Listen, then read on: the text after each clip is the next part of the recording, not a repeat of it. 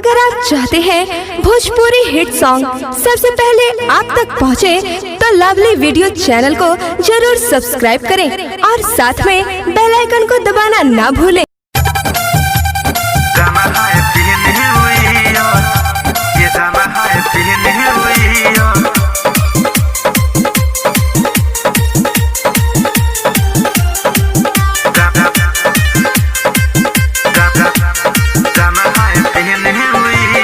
धन बारू जान नहीं केहू से डेरैलू, मिले खातिर हमसे नदियो रयलू।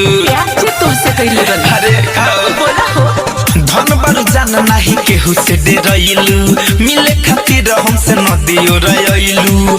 चल बात कइल जाओ सबके नियर नियर नियर, दिया पेन के फारा के आइलू पिया, ये जान happy new year. Hadiya PAN के फारा के आइलू पिया, ये जान happy new year. Same to you.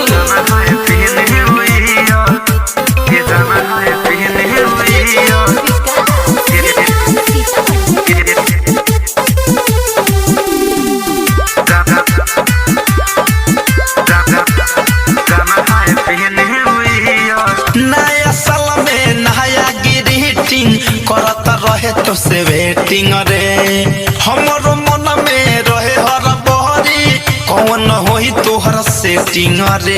कुछ बोलेला ए करे जा हाँ, नया साल में नया ग्रीटिंग करत रहे तोहर वेटिंग रे, हमरो मन में रहे हर बहरी कौन होई तोहर सेटिंग रे। सुन प्यार होई आज क्लियर क्लियर क्लियर, दिया पेन के फारा के आइलू पियर, ये जाना हैप्पी न्यू ईयर। हदिया पेन के फारा के आइलू पियर, ये जाना हैप्पी न्यू ईयर।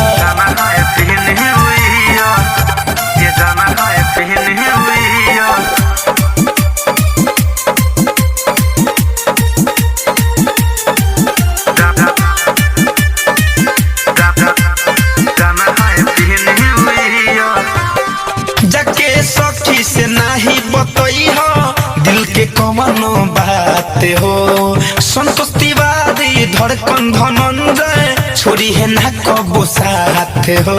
अरे हमके भरोसा बाबू।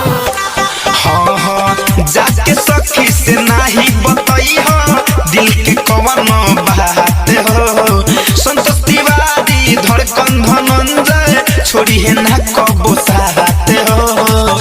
आज उठवे से पिए द beer beer beer, beer PAN के फारा के आइलू पियर, ये जाना हैप्पी न्यू ईयर।